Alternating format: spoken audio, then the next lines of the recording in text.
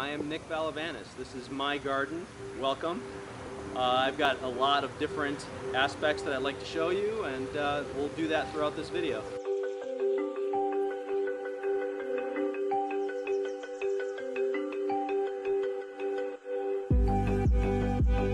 So this is my pond. I actually started this in 2008. I looked back in my photos, and it's been like what, 12 years or so, and it's evolved over time. Obviously all the plants have grown. In addition to that, there's a bunch of dragonflies and damselflies that lay eggs in the pond and mature to larvae and then emerge as adults, and so they'll be flying around here as well. I like to let plants do their own thing, and then at some point I'll decide whether I want to move them or keep them or remove them. But I think it makes it more interesting because it's more natural that way. I've incorporated a waterfall within the garden. It's really something simple. I didn't go too fancy. I did all this by myself. The idea is to keep water moving.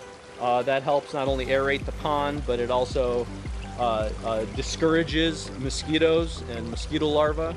I do have goldfish in the pond. They help with that too because they'll go ahead and eat a lot of that. So I also enjoy propagating my own native plants, and you know, coneflowers are one of them. We have penstemon or beard's tongue here, or beard tongue. This is actually propagated itself for the most part, but there's so many seeds that I've spread it around in other areas as well. Here is a native plant. This one is threatened species. It's called Seneca snakeroot. I ended up getting a plant from Barrington, one of the native seed gardeners groups. It was one plant, and it was about 5-6 years ago. One of the plants that I like to propagate is the purple coneflower plant. It's one of my favorites. Obviously, here's a great example.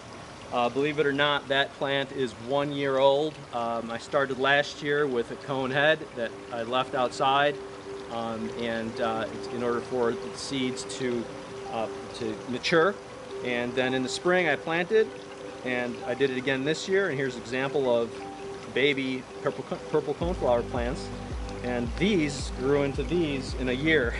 I've also planted an endangered species that's endangered in Illinois called royal catchfly. I started with one plant that I got from Prairie Moon Nursery, and now it's expanded to 7 or 8 over the last 3 or 4 years or so. And it produces a nice bright red flower. I also have an urban garden. I grow just, you know, random vegetables that I enjoy growing or that grow well here. We've got peppers and beets.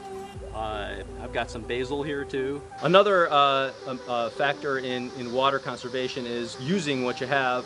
What I've done is I wanted to move water away from the house, so I've diverted all my gutters underground to lower spots in the grass, and then I've actually created waterways, or, you know, dry beds that become wet when it rains, that actually look better than grass and also help divert water to a specific area you may want to divert it to. Another great thing about planting your own gardens, either vegetable or flower gardens, native plants especially, is that you attract a lot of insects, butterflies, hummingbird moths. In addition to that, there's birds. I'm holding an old seed head, purple coneflower seed head, and another great thing is that in the fall, once the seeds have developed, birds love to eat them, so we'll get flocks of them, and it's really awesome to see. Well, thank you for enjoying my garden this year. As you can see, there's a lot of things that you can do all on your own, and I encourage you to do so. We have a community here. There's always people that you can ask questions if you don't know how to do something. See you again.